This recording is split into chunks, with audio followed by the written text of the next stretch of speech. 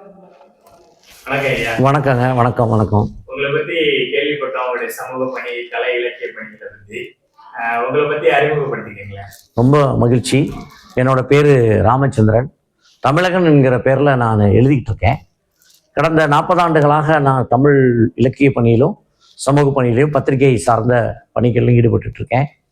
நான் ஒரு பயிற்சி பெற்ற ஒரு வீதி நாடக கலைஞரும் கூட.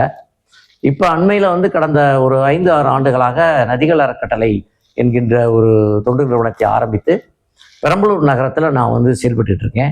அது என்னுடைய சொந்த ஊர் அப்படிங்கிற முறையில் நம்முடைய மண்ணுக்கு நாம் ஏதாவது செய்யணும் அப்படிங்கிற ஒரு எண்ணத்தோடு அந்த அறக்கட்டளை தொடங்கி பணிகள் நடத்தி கொடுக்கிறது.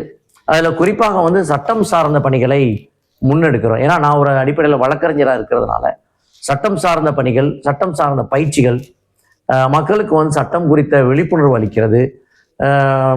பாதிக்கப்பட்டோர் மன்றம் என்கின்ற அமைப்பின் பெயரில் வாரந்தோறும் அவர்களுக்கு இலவச சட்ட உதவி முகாம்கள் நடத்துறது, இதெல்லாம் செய்துட்டு வரோம்.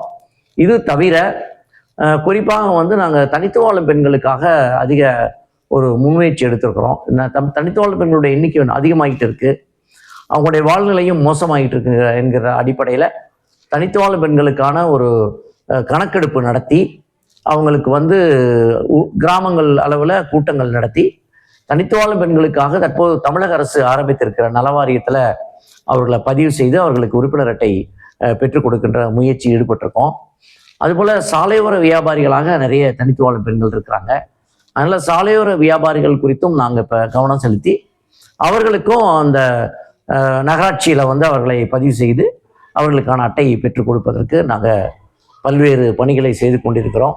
அதோடு இந்த உள்ளூர் மீனவர்கள், உள்நாட்டு மீனவர்கள் பெரம்பலூர் மாவட்டத்தில் அரும்பாவூர் போன்ற பகுதிகளில் இருக்கிறாங்க. அவங்களையும் நாங்கள் ஒருங்கிணைக்கிறோம். அவங்களுக்கான நலவாரியத்தில் அவங்கள பதிவு செய்து அவங்களுக்கு நலத்திட்டங்கள் கிடைக்கிறதுக்கான முன்முயற்சியில் எடுத்துகிட்டு இருக்கோம். இது தவிர சுற்றுச்சூழல் சார்ந்த பணிகளையும் செய்துட்ருக்கோம்.